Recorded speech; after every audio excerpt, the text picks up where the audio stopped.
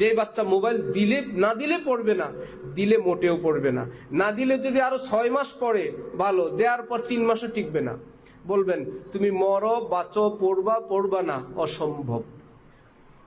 এই জিনিস হবে না। এই কঠোরতা, এটা তার আদর, এটা তার মমতা। শেখুল হাদিস জাকারিয়া সাহেব রহমতুল্লাহ আলাইহি ফাজাইলে আমাল কিতাবের লেখক, পৃথিবী বিখ্যাত মুহাদ্দিস, উনি বলেন আব্বা ছিলেন আমার উপর এত কঠোর, নামাজে যদি কোনো ছাত্রের সঙ্গে 2 বেলা একত্রে দাঁড়াই, নামাজের পর মাইর। বন্ধুত্ব করেন, নামাজে দুস্তি করেন না। আব্বা আমি না, আমি দাঁড়ানোর পর ওই ছেলে আসছে, ঠিক আছে সাবধান থাকবেন। ভালো একটা জামা পরবো, ওহো এখনই পোস্টপাস শুরু করছেন। আব্বা গেলেন একদিন বাহিরে, ফ্যামিলির লোকেরা সবাই এত সুন্দর জাকারিয়াকে একটা জীবনে ভালো জামা পরাইতে পারি নাই তার বাবার কারণে, আজকে তো তার বাবা বাইরে গেছে, একটা ভালো সুন্দর জামা পরাই। এমন সুন্দর জামা পরায় উনি বলেন পূজার মতন, আমার ফ্যামিলির সব নারী পুরুষরা আমাকে গোল হয়ে দেখতেছে, কত সুন্দর লাগে এই ছেলেটাকে, আর বাবা কেমন কেমন নর্মাল জামা পরায়। এর মধ্যেই বাবা প্রোগ্রাম ক্যান্সেল করে ভিতরের দরজা দিয়ে প্রবেশ করছেন বাড়িতে। বাবাকে দেখে তো সবাই আত্মরক্ষার জন্য ভাগলেন, আমি তো বাবার বাটে, বলে জুতা খুলি যে ইচ্ছা মতো পিটাইলেন।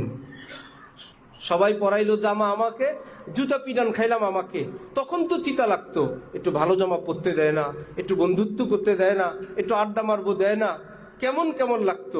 তিনি নিজের জীবনীতে লিখছেন, আব বিতি, বাংলা ভাষায় হয়েছে, উর্দুতে লেখা। তিনি বলেন আজকে আমি বুঝি আমার আব্বার সেই কঠোরতা, আমি জাকারিয়াকে শেখুল হাদিস জাকারিয়া বানায় দিয়েছেন। মদিনা শরীফ, আমি ইসলামিক লাইব্রেরিতে গেলাম, পুরো পৃথিবীর লাইব্রেরি যেখানে, শেখুল হাদিস জাকারিয়া সাহেবের মুয়াত্তা মালিকের সরা আউজাজুল মাসালেক আরব দেশের লোকেরা সাজায় রাখছে যে ভারতের মাওলানা শেখুল হাদিস জাকারিয়া সাহেবের হাদিসের ব্যাখ্যা গ্রন্থ। কে? যে বাবার এই কঠোর শাসনের নিচে ছিল।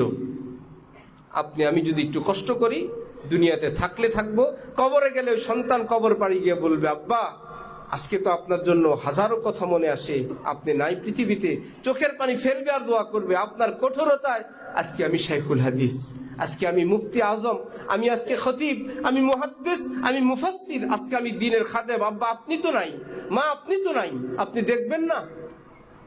রব্বুল আলামিন বলেন এই বাচ্চার সকল দ্বীনি খেদমতের সমপরিমাণ নেকি আমি তার মা বাবাকে আজীবন দিতেই থাকবো। এই জন্য একটু কষ্ট করব, একটু কঠোরতা করব।